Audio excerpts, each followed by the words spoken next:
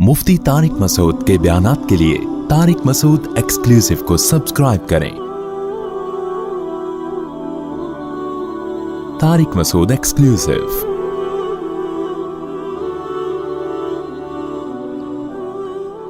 अऊज़ु बिल्लाहि मिनश्शैतानिर रजीम बिस्मिल्लाहिर रहमानिर रहीम तासीम मीम तिलका आयातुल किताबिल मुबीन।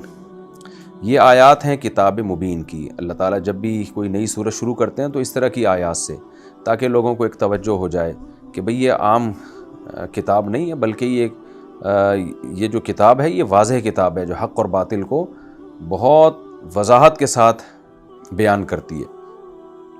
नतलू अलैका मिन नबइ मूसा व फ़िरऔन। ए मोहम्मद सल्लल्लाहु अलैहि वसल्लम, हम आप पर तिलावत करते हैं मूसा और फ़िरऔन की ख़बर, बिलहक़ की, हक़ के साथ, बिल्कुल ठीक ठीक, जो जिस तरह से हकीकत में हुआ है। लिक़ौमी युमिनून, उन लोगों के लिए जो ईमान लाना चाहते हैं या ईमान ला चुके हैं, दोनों इसमें दाखिल हो सकते हैं, क्योंकि फ़ायदा उन्हीं को होगा इससे। ये आप सोचिए कि नबी सल्लल्लाहु अलैहि वसल्लम की क्या कैफियत होती होगी जब आप एक उम्मी होने के बावजूद आप पर ऐसा कलाम नाज़िल होता है जो ऐसे वाक़यात को बयान करता है जो वाक़यात हकीकत में यहूद व नसारा ही सही तरह से जानते थे, और अहले मक्का उन वाक़यात से बिल्कुल गाफिल थे। तो कैसे कुरान जो है नबी सल्लल्लाहु अलैहि वसल्लम को ख़िताब करता है कि आइए हम आपको बताते हैं कि एक कौम थी, जिस बड़ी ज़ालिम कौम थी, उसमें हमने एक पैगम्बर को भेजा और कैसे अल्लाह ताला ने उनकी हिफाजत का इंतज़ाम किया। इन्न फ़िरऔन अला फ़िल अर्ज़, बेशक फ़िरौन ने ज़मीन में सरकशी मिचा रखी थी। वजअल अहलहा शिया, और कैसे मिचा रखी थी, जो मिस्र वाले लोग हैं, जो ज़मीन यानी ज़मीन से अर्ज़ मिस्र मुराद है, उनको टुकड़ों में बांट रखा था। एक टुकड़े को ज़ालिम बनाया हुआ था और एक को मज़लूम, जो अपनी कौम के लोग थे तो उनको सुपीरियर बनाया हुआ था, और जो अहले इस्लाम थे, यूसुफ़ अलैहिस्सलातु वस्सलाम जब गए हैं ना मिस्र, तो वहाँ तो गैर मुस्लिमों की हुकूमत थी, लेकिन यूसुफ़ अलैहिस्सलातु वस्सलाम ने ख्वाबों की ताबीरें बताईं और मोजज़े ज़ाहिर किए और मिस्र को इकनॉमिकली तबाही से बचाया। तो इसकी वजह से गैर मुस्लिम रियासत होने के बावजूद हज़रत यूसुफ़ अलैहिस्सलाम के हाथ में उस मुल्क की बादशाहत आ गई। तो यूसुफ़ अलैहिस्सलातु वस्सलाम के वहाँ जाने के बाद फिर याक़ूब अलैहिस्सलाम भी आ गए और बनी इसराइल फिर वहाँ पैदा हुए, उनकी बहुत तादाद हुई, फलने फूलने लगे, लेकिन थे बहरहाल मिनॉरिटी में, अक़लियत में थे, क्योंकि ये असल मिस्र के थे नहीं। बिल आखिर होते होते होते इनके हाथ से हुकूमत निकल गई। जैसे कि इंसान की जो सबसे बुरी चीज़ है ना, जो खसलत है, वो है कौम परस्ती। वो ये नहीं देखता कि हक़ पर कौन है, बातिल पर कौन है, बस वो कौम परस्ती। तो मिस्रियों में भी ये था कि भाई हमारी कौम के लोग नहीं हैं, तो दूसरे मुल्क से आए हुए हैं, तो कौम परस्ती की बेस पर बिल आखिर फ़राईन मिस्र, जो मिस्र में फ़िरौन हुआ, जो भी बादशाह होता था उसको फ़िरौन कहा जाता था, तो वो गालिब आते फिर ये वाला फ़िरौन जिसका अल्लाह ने कुरान में तज़किरा किया, ये गालिब आया। और वही होता है जब आप जैसे दुनिया में देख लें जहाँ अहले इस्लाम अक़लियत में हैं, तो वहाँ कैसे उनको ग़ुलाम बनाने की कोशिश की जाती है, और क्योंकि ख़तरा उन्हीं से होता है कि भाई इनके पास एक सिस्टम है, निज़ाम है, हमने जो है बुत परस्ती पे लोगों को डाला हुआ है, बातिल निज़ाम पे लोगों को डाला हुआ है। तो यही ख़तरे फ़िरौन को भी थे कि ये इनके पास पहले हुकूमत रही भी है मिस्र की, एक बात तो ये, दूसरा इनके पास एक दीन है, मज़हब है, तहारत का निज़ाम है, नमाज का निज़ाम है, ज़कात का निज़ाम है, विरासत का निज़ाम है। हमारे पास तो कुछ भी नहीं है। तो किसी भी वक्त ऐसा ना हो कि ये हम पे गलबा पाके हुकूमत कर लें। इसी दौरान फिर किसी को ख्वाब भी आ गया कि बनी इसराइल में एक बच्चा पैदा होगा जो तुम्हारी हुकूमत का ख़ात्मा करेगा। तो फ़िरौन जो है इन चीज़ों से बड़ा होशियार हो गया और उसने फिर बनी इसराइल पर ताबड़तोड़ जुल्म करना शुरू कर दिया। उसको ये अंदाज़ा नहीं था कि ये जुल्म ही मेरी हुकूमत के ख़ात्मे का ज़रिया बनेगा और पूरे मिस्रियों की तबाही बर्बादी का ज़रिया बन जाएगा। तो अल्लाह ताला ने फरमाते हैं कि फ़िरौन ने ज़मीन में सरकशी मिचा रखी थी और मिस्र वालों को उसने टुकड़े किया हुआ था। यस्तज़इफ़ु ताइफ़तम मिनहुम, एक जमात को कमज़ोर बनाया हुआ था जो बनी इसराइल थी। कितना कमज़ोर कि युज़ब्बिहु अबनाअहुम, उनके बेटों को ज़बह करता था। वो क्यों ज़बह करता था? ताकि इनकी नस्ल न बढ़े। जब आपकी नस्ल बढ़ती है तो उसमें बेटे भी ज़ायद होते हैं बेटियों के साथ साथ। तो जब अफरादी क़ुव्वत बढ़ती है तो आप ही, यानी अगर हुकूमत या तो ताकत के बलबूते पे कायम होती है या इलेक्शन के, जमहूरी तर्ज़ हुकूमत। तो अगर जमहूरियत की तरफ हम जाते हैं तो भी आपकी आबादी अगर ज़्यादा है तो वोटिंग आपके पास जो यानी वोट पावर आपकी ज़्यादा होगी। और अगर आप पहले ज़माने में जो तरीक़ा राइज था कि तलवार के ज़ोर पे हुकूमत हासिल करना, تو اس میں بھی ان کو پتا تھا کہ ان کی نسل تو ان کی بڑھتی ہے اور برکت ان کی نسلوں میں ہے، تو کل یہ میجورٹی میں آ جائیں گے اور ایسا نہ ہو کہ یہ ہمارے ہاتھ سے حکومت چلی جائے۔ تو اس طرح کے خطرات تھے فرعون کو، اور وہ خواب کبھی کسی نے بتا دیا کہ بھئی خواب آیا تمہارے یہاں بنی اسرائیل میں بچہ پیدا ہوگا جو تمہاری حکومت کا خاتمہ کرے گا۔ تو یہ ظلم اس نے بربریت شروع کر دی کہ جو بچہ پیدا ہوتا نا، لڑکا پیدا ہوتا، معصوم بچے کو ذبح کر دیا کرتا تھا۔ آپ سوچیں ماؤں پہ کیا گزرتی ہوگی، چھرے چلتے ہوں گے ان کے دلوں کے اوپر۔ آج بھی دنیا میں یہی ہو رہا ہے۔ اچھا یہ بھی بات ذہن میں رکھیں کہ یہ جو نسل روکنے کی تحریکیں چل رہی ہیں نا، ان کے پیچھے بھی اصل میں یہی جذبہ ہے کہ دنیا کی چند مخصوص قوموں کو اوپر لایا جائے اور جن قوموں سے خطرہ ہے ان کی نسل کو گھٹایا جائے۔ اب یہ ٹاپک نہیں ہے، ورنہ اس پر بہت سارے تحقیقی مقالے ہیں ماہرین کے کہ یہ نسل روکنے کی تحریکیں اصل میں شروع کہاں سے ہوئیں، اور آپ دیکھیں گے تو اس کے تانے بانے یہودیوں سے جا کے ملتے ہیں۔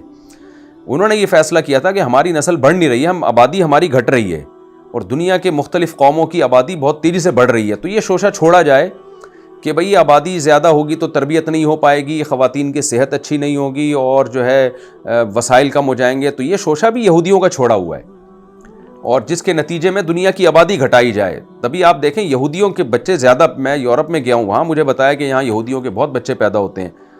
تو اور اسرائیل میں بھی آپ دیکھیں کہ یہودیوں کی جو بچوں کی تعداد ہے وہ زیادہ ہے۔ افسوس کے ساتھ کہنا یہ پڑتا ہے کہ فلسطینیوں کی جو بچے ہیں وہ کم پیدا ہوتے ہیں، یعنی ان کے یہاں 2 اور 3 بچوں والا کانسیپٹ انہوں نے ڈال دیا۔ اللہ یہ کہ جو مذہبی فلسطینی ہیں جو بہت زیادہ مذہب کو فالو کرتے ہیں، ظاہر ہے وہ ان نظریات سے متاثر نہیں ہوئے، لیکن میجورٹی مسلمانوں میں نظریات سے متاثر ہو چکی ہے۔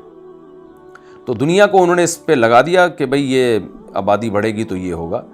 تو اصل مسئلہ یہ ہے کہ جس قوم کی آبادی بڑھتی ہے نا، وہ اکنامیکلی بھی مضبوط ہوتی ہے اور ووٹنگ پاور بھی اس کے پاس، آئندہ چانسز بھی اس کے ہوتے ہیں کہ حکومت ان کے ہاتھ میں آئے گی۔ تو فرعون نے یہ کیا تھا کہ بچوں کو ذبح کرنا شروع کر دیا، کیونکہ وہ فیملی پلاننگ کے طریقے جانتا نہیں تھا۔ اور آج اسلام دشمن قوتوں نے یہ کیا ہے کہ انہوں نے لوگوں کو صحت کے نام پہ الو بنانا شروع کر دیا ہے کہ ایک عورت کا اگلے سال دوبارہ بچہ پیدا ہو گیا تو وہ کمزور ہو جائے گی، حالانکہ نیچرل ہے، عورت ایک حمل میں 2 بچے اکٹھے پیدا کر سکتی ہے، اس سے کمزور نہیں ہوتی، تو 1 سال کے وقفے سے 2 بچے پیدا کرنے سے کہاں سے کمزور ہو جائے گی۔ اور کمزوری کے جو اصل اسباب تھے کہ خوراک کی طرف توجہ دینا، آب و ہوا کی طرف توجہ دینا اور صحت کے جو اصول ہیں ان کا خیال کرنا، اس کو فوکس نہیں کیا جا رہا۔ سارا فوکس اس کو، یعنی پیزے برگر تو کھلائے جا رہے ہیں، اور جو مصنوعی خوراکیں ان کی تو بھرمار ہے، ان پہ کوئی آواز اٹھانے والا نہیں ہے۔ یہ جتنی کمپنیاں NGOs ہیں ان کے خلاف کبھی تقریریں نہیں کرتی، جس سے خواتین کی اور مردوں کی صحتیں برباد ہو رہی ہیں۔ سارا زور ایک چیز پہ لگایا ہوا ہے کہ بھئی 2 بچوں کی پیدائش میں اتنے سال کا وقفہ نہ ہوا تو ہڈیاں خراب ہو جائیں گی اور یہ ہو جائے گا، جبکہ آپ دیکھ لیں ماضی میں جن خواتین کے 10 12 بچے ہوتے تھے، 90 سال تک ان کی عمریں ہوتی تھیں، تو وفا کرنا وہ جانتے نہیں تھے۔ تو یہ سارے لارے رپے جو ہے نا، ان کے پیچھے یہی جذبہ ہے جو فرعون کا تھا کہ ان کی نسل کو کسی طریقے سے ختم کیا جائے۔ تو یذبح ابناءہم، فرعون نے کیا کیا، ان کے بچوں کو ذبح کرنا شروع کیا، ویستحیی نساءہم، عورتوں کو زندہ، کیونکہ جب کسی قوم میں مرد ختم ہونے لگیں، عورتیں ہی عورتیں ہوں، تو ظاہر ہے وہ قوم پھر انتہائی کمزور ہو جاتی ہے، پھر عورتوں کی عزتیں بھی محفوظ نہیں رہتی، کیونکہ عورت کی عزت تو محفوظ رہے گی جب اس کا باپ ہوگا، اس کے پیچھے اس کا بھائی ہوگا، پیچھے کوئی سپورٹ کرنے والا نہیں ہے تو پھر کوئی غیرت والا ہے ہی نہیں اس کے پیچھے، تو ان کی عزتیں بھی محفوظ نہیں رہتی۔ انہ کان من المفسدین، اللہ فرماتے ہیں واقعی وہ مفسدین میں سے تھا، فساد پھیلانے والوں میں سے تھا۔ ونرید، اور ہم نے ارادہ کر لیا۔ مجھے یہ آیت پڑھنے میں بڑا لطف آتا ہے کہ اللہ تعالیٰ ایک طرف ناکامی کے نقشے بیان کرنے کہ اتنا بربریت اور ایسا ظلم اور بچوں کو ذبح کر رہا ہے، اور بنی اسرائیل احتجاج نہیں کر سک رہے اس کے خلاف، اتنے کمزور تھے۔ اللہ کہتے ہیں وَنُرِيدُ، اور ہم نے ارادہ کر لیا، أَن نَمُنَّ عَلَى الَّذِينَ اسْتُضْعِفُوا فِي الْأَرْضِ، کہ ہم احسان کریں گے ان لوگوں پر جو زمین میں کمزور ہیں، غلام قوم ہے جس کے بچے ذبح ہو رہے ہیں، ہم نے ارادہ کر لیا۔ وَنَجْعَلَهُمْ أَئِمَّةً، اور صرف ان پر احسان اس طور پہ نہیں ہم نے ارادہ کیا کہ ہم ان بچوں ان کو قتل ہونے سے بچائیں اور یہ ظلم نہ ہونے دیں ان پر، نہ ہم نے جب ارادہ کیا تو بڑا ارادہ کیا، ہم نے کہا نجعلہم ائمۃ، ہم ان کو زمین کا امام بنائیں گے، ہم زمین کی حکومت ان کے ہاتھ میں دیں گے۔ دیکھیں اللہ تعالیٰ کے کیسے ارادے ہیں، ہو کیا رہا ہے، کوئی اس وقت کہہ سکتا تھا کہ ایسا ہو سکتا ہے، لیکن اللہ کہتے ہیں ہم نے۔ اچھا یہاں اللہ نے بھی اریدو کے بجائے نریدو کا لفظ استعمال کیا، میں نے ارادہ کیا یہ نہیں بلکہ ہم نے ارادہ کیا۔ یہاں لفظ میں بھی اللہ اپنی جلالت کو بیان کر رہے ہیں، ایسے الفاظ استعمال کر رہے ہیں۔ وَنُرِيدُ أَن نَّمُنَّ عَلَى الَّذِينَ اسْتُضْعِفُوا فِي الْأَرْضِ، ہم نے ارادہ کر لیا کہ ہم ان لوگوں پر احسان کریں گے جو زمین میں کمزور ہیں، ہم ان کو امام بنائیں گے. وَنَجْعَلَهُمُ الْوَارِثِينَ، اور زمین کا وارث ہم انہی لوگوں کو بنا دیں گے. وَنُمَكِّنَ لَهُمْ فِي الْأَرْضِ، اور صرف زمین کا امام نہیں بلکہ زمین میں مضبوط ٹھکانہ دیں گے. جیسے آپ دیکھیں داؤد اور سلیمان اسلام کی حکومتیں قائم ہوئی ہیں، بہت مضبوط اور پاورفل حکومتیں قائم ہوئی ہیں، ان کی مضبوط ٹھکانہ ملا بنی اسرائیل کو، اور ہم ان کو زمین میں مضبوط ٹھکانہ دیں گے. وَنُرِيَ فِرْعَوْنَ وَحَامَانَ، اور ہم نے ارادہ کر لیا کہ ہم فرعون اور اس کے وزیر حامان اور ان کے لشکروں کو منہم، ان بنی اسرائیل سے وہ کچھ دکھا دیں گے ما کانوا یحذرون، جس کا ان کو کھٹکا لگا رہتا تھا. یحذرون کا صحیح ترجمہ ہوگا کھٹکا لگا رہنا. حذر کہتے ہیں اسی کو، کھٹکا لگا ہو نا کسی چیز سے، تو جس کا ان کو کھٹکا تھا نا کہ یہ مسلم قوم ہے، ایک توحید ایک خدا کو ماننے والی قوم ہے، تو کچھ بھی ہو سکتا ہے. تو یہ کھٹکا جو ان کو لگا ہوا تھا، ہم نے ارادہ کر لیا کہ ہم ان کو وہ کچھ دکھا دیں جس کا ان کو ڈر ہے. اب اس کی صورت کیا اختیار کی اللہ نے، اس کا عملی طور پر اس کے لیے کیا ہوا. وَأَوْحَيْنَا إِلَىٰ أُمِّ مُوسَىٰ، تو بنی اسرائیل میں خاتون تھیں جن کے ہاں بچے کی ولادت ہوئی، تو اللہ کہتے ہیں ہم نے ان کے دل میں ان کو وحی کی. یہ وحی جب پیغمبروں کی طرف ہو تو اس کو وحی کہا جاتا ہے، جب اہل اللہ کی طرف ہو تو اس کو الہام کہا جاتا ہے. تو اصل میں یہ الہام ہوا تھا، یعنی اصطلاح میں اس کو الہام کہتے ہیں، لیکن لغت میں الہام اور وحی کا لفظ وہی ایک ہی معنی میں استعمال ہوتا ہے. تو اصل میں جو اصطلاح کے لیے جو ٹرم ہے نا، وہ الہام کی ٹرم استعمال ہوتی ہے اس کے لیے. ہم نے موسیٰ کی ماں کے دل میں الہام کیا. ایسا الہام ہوتا ہے، یہ قرآن سے بھی ثابت ہے، احادیث سے بھی ثابت ہے، آج بھی ہو سکتا ہے، لیکن یہ شرعی حجت نہیں ہے، یہ خوب سمجھ لیں، اس سے کوئی شرعی مسئلہ چینج نہیں ہوگا. اور اس الہام کے بارے میں اس کا بھی امکان ہوتا ہے کہ کوئی شیطان کا وسوسہ نہ ہو، لیکن جب یہ اللہ کی طرف سے ہو اور یقینی ہو تو پھر اللہ اس جس کے دل میں الہام ہوتا ہے نا، اللہ اس کے دل میں یہ بات ڈال دیتے ہیں، اس کو یقین دلا دیتے ہیں کہ یہ میری طرف سے الہام ہے. جیسے حضرت مریم کو جبریل علیہ السلام نے کہا نا کہ میں جبریل ہوں، حالانکہ وہ انسانی شکل میں آئے تھے، تو حضرت مریم کو یقین ہو گیا کہ یہ انسان نہیں ہے بلکہ یہ واقعی فرشتہ ہے، تو یہ اطمینان بھی اللہ ڈال دیتے ہیں. تو ایسے ہی اللہ نے موسیٰ کی ماں کے دل میں الہام کیا اور ان کے دل میں اطمینان ڈال دیا کہ یہ واقعی اللہ کی طرف سے ہے. وہ الہام کیا تھا؟ ان ارضعیہ، کہ اے موسیٰ کی ماں تو اس بچے کو دودھ پلاتی رہ. فَإِذَا خِفْتِ عَلَيْهِ، جب تجھے اس بچے کے بارے میں خوف ہو جائے کہ بھئی اب فرعونیوں کو پتہ چل گیا اور وہ آ رہے ہیں اس کو قتل کرنے کے لیے، تو فَأَلْقِيهِ فِي الْيَمِّ، اس کو تو دریا میں ڈال دے، یعنی صندوق میں ڈال کے دریا میں ڈال دے. وَلَا تَخَافِي وَلَا تَحْزَنِي، اور تو خوف نہ کر، فیوچر کا بھی خوف نہ کر، مستقبل کا، اور بچے کی جدائی کا غم بھی نہ کر. کیوں؟ اِنَّا رَادُّوهُ إِلَيْكِ، ہم اس کو لوٹا کے رہیں گے تیرے پاس. دیکھیں اللہ نے یہاں مضارع کا صیغہ استعمال نہیں کیا، نَرُدُّهُ، رد یردو لوٹانا، کہ ہم لوٹائیں گے، بلکہ اس میں فاعل ہم لوٹانے والے ہیں، یعنی یہ کام ہو کے رہے گا. تو اس لیے میں اس کا ترجمہ ہمیشہ یوں کرتا ہوں، ہم اس کو تیری طرف لوٹا کے چھوڑیں گے. وَجَاعِلُوهُ، یہاں بھی اس میں فاعل ہے، اور ہم بنا کے چھوڑیں گے اس کو من المرسلین، پیغمبروں میں سے. یہ بچہ نہ صرف یہ کہ تیری گود میں واپس آئے گا، بلکہ یہ عام بچہ نہیں ہوگا، بلکہ یہ پیغمبروں میں سے ہوگا. یہاں بھی آپ دیکھیں کہ ایک طرف موسیٰ کی ماں کو کہا جا رہا ہے دریا میں ڈال دو، ایک طرف حضرت موسیٰ کی ماں کو کہا جا رہا ہے دریا میں ڈال دو جو ہلاکت کے اسباب ہیں، اور دوسری طرف کہا جا رہا ہے کہ ایسا ہم نوازیں گے اس کو کہ اس کو پیغمبر بنا کے چھوڑیں گے ہم. یعنی یہ بھی ناکامیوں کے نقشوں میں کامیابی پیدا کرنا. فَالْتَقَطَهُ آلُ فِرْعَوْنَ، اللہ فرماتے ہیں فرعون کے آل نے اس کو اٹھایا بچے کو. یہ بھی اللہ کی قدرت دیکھیں آپ، یعنی تمام اسباب ناکامیوں والے ہی پیدا کیے جا رہے ہیں، جس سے لگے کہ بس یہ ناکامیاں ہی مقدر ہیں. دریا میں حوالے کرنا، کہ وہاں تو پھر بھی چانس تھا فرعونی آئے، ہو سکتا ہے ترس کھا کے چھوڑ دیں، یا حضرت موسیٰ کی ماں اس بچے کو لے کے بھاگ جائیں. دریا میں حوالے کرنے میں تو زیادہ موت کا امکان ہے.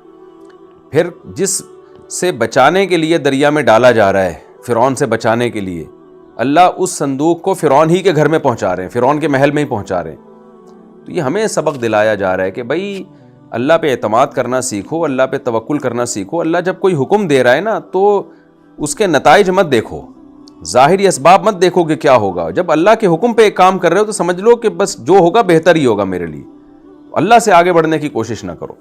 فَالْتَقَطَهُ آلُ فِرْعَوْنَ، اللہ کہتے ہیں اس کو اچک لیا آل فرعون نے، لِيَكُونَ لَهُمْ عَدُوًّا وَحَزَنًا، تاکہ یہ بچہ ہو جائے ان کے لیے دشمن اور غم کا سبب، یعنی لام عاقبت کی ہے، جس کا انجام یہ ہونے والا تھا کہ یہ اچکنا ہی سبب بن گیا فرعون کی ہلاکت کا اور موسیٰ علیہ السلام کی فرعون سے دشمنی کا۔ ان فرعون و حامان و جنودہما کانوا خاطئین، واقعی فرعون، حامان اور ان کے لشکر گناہ گار تھے۔ اللہ چاہتا تھا ان کو اس طریقے سے سزا دے، بڑے گناہ گار تھے، چھوٹے گناہ گار ہوتے تو شاید اس کم درجے کی سزا ملتی، بڑے گناہ گار تھے تو اللہ نے ان کے دشمن کو انہی کے گھر میں پلوا کے سزا دلوائی ہے۔ تو یہ بھی نافرمانوں کے لیے عبرت کی بات ہے کہ تم اللہ سے نہیں لڑ سکتے بھائی۔ اللہ تعالیٰ اگر تمہیں انتقام لینے پر آ گیا نا، تو جن چیزوں کو تم کامیابی سمجھ رہے ہو نا، انہی میں اللہ تمہیں ناکام کر کے دکھائے گا۔ وقالت امرأۃ فرعون، فرعون کی بیوی نے کہا، قرۃ عین لی ولک، یہ میری اور تیری آنکھوں کی ٹھنڈک ہے۔ اپنی بیوی سے کہا، بیوی نے شوہر سے کہا، لا تقتلوہ، اسے قتل مت کرو۔ اس آیت سے پتہ چلتا ہے کہ فرعونیوں نے اسے قتل کرنے کا ارادہ کر لیا تھا۔ جب صندوق آیا نا، اٹھائے دیکھا یہ تو بچہ ہے، تو بچوں کے قتل کرتے رہتے تھے، ان کو نہیں پتا تھا یہ بنی اسرائیل کا بچہ ہے یا ہماری قوم کا۔ غالب یہی تھا کہ بھئی بنی اسرائیل کا بچہ ہوگا، کسی نے جان چھڑانے کے لیے، قتل سے بچنے کے لیے دریا کی موجوں کے حوالے کر دیا ہوگا، تو اس کو ہم قتل کر دیتے ہیں۔ لیکن قرآن میں سورہ طٰہٰ میں القیت علیک محبۃ منی، اللہ نے موسیٰ علیہ السلام کے چہرے پر اتنا پیار ڈال دیا، جیسے بچوں پہ ایک خاص قسم کے چہرے پہ نا، اللہ تعالیٰ نے بچوں کے چہرے پر ایک عجیب سی وہ ایک معصومیت رکھی ہوتی ہے، جسے دیکھ کے ہر ایک کو پیار آتا ہے۔ یہ بھی اللہ کے وجود کی دلیل ہے، اس کو چائلڈ اسکیما کہتے ہیں انگلش میں۔ بچوں کے چہرے پہ کچھ ایسی لکیریں ہوتی ہیں کہ ہر ایک کو جب بھی بچے کو دیکھتے ہیں نا، ہمیں پیار آتا ہے، اور جانوروں کے بچوں کے چہروں پہ بھی ہوتی ہیں۔ اور یہ قدرت نے یہ اس لیے رکھی ہیں کہ بچہ تو کوئی خدمت نہیں کر سکتا کسی کی، وہ سوسائٹی پہ بوجھ بن سکتا ہے، تو اس لیے اللہ نے اس کے چہرے پر کچھ ایسی دائیں بائیں لکیریں بنا دی ہیں کہ اگرچہ وہ کسی کے کام کا نہیں ہے، لیکن اس پہ لوگوں کو پیار آئے، اس کو دیکھ کے لوگوں کو سکون ملے، تاکہ اس بچے کی حفاظت ہو۔ تو یہ اس سے پتہ چلتا ہے کہ اللہ نے ہر چیز کو کیسا بہترین انداز سے بنایا ہے۔ تو بچے کے چہرے پہ کچھ لکیریں ہوتی ہیں، وہ لکیروں سے نا اس کی طرف طبیعت مائل ہوتی ہے، تو ایک معصومیت پیدا ہو جاتی ہے اس کے چہرے پر۔ تو موسیٰ علیہ السلام کے چہرے پر اللہ نے بہت زیادہ محبت ڈال دی اور بہت معصومیت ڈال دی، تو اس لیے فرعون کی بیوی کو بڑا ترس آیا اور کہنے لگی، یہ تو میری اور تیری آنکھوں کی ٹھنڈک ہے، اس کو قتل مت کرو۔ اور قرآن کہتا ہے القیت علیک محبۃ منی، یہ صرف فرعون کی بیوی کا حال نہیں ہوا، بلکہ جس نے بھی اس بچے کو دیکھا تو اس بچے پہ بڑا پیار آیا سب کو۔ عسیٰ ان ینفعنا، ہو سکتا ہے یہ ہمیں فائدہ پہنچائے، او نتخذہ ولدا، یا ہو سکتا ہے ہم اس کو اولاد کے طور پہ ٹھہرا لیں۔ اس سے پتہ چلتا ہے کہ شاید فرعون کے اولاد نہیں تھی، تو ہم اس کو بیٹا بھی بنا سکتے ہیں۔ وہم لا یشعرون، ان کو شعور نہیں تھا کہ یہ کیا ہونے جا رہا ہے۔ وَأَصْبَحَ فُؤَادُ أُمِّ مُوسَىٰ فَارِغًا، ادھر کیا ہوا کہ جو موسیٰ علیہ السلام کی ماں کا دل وہ صبر سے خالی ہو گیا، وہ بے چین ہو گیا۔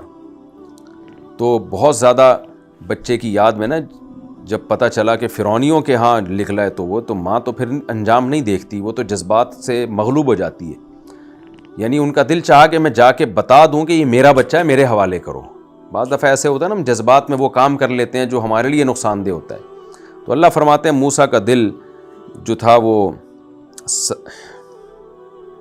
موسیٰ کی ماں کا دل صبر سے خالی ہو گیا۔ ان کادت لتبدی بہ، قریب تھا کہ وہ بتا دیتی، جا کے ظاہر کر دیتی یہ میرا بچہ ہے۔